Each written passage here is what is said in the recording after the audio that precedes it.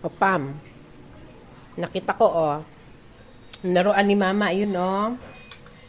Sige daw, Ma. Paano mo i-operate yung laruan mo? Patingin nga. Alam niya ba kung ano yung laruan na yan ni Mama? Mama, pauso rin, eh. Yan po eh. Sige daw. Ano daw yan, Mother?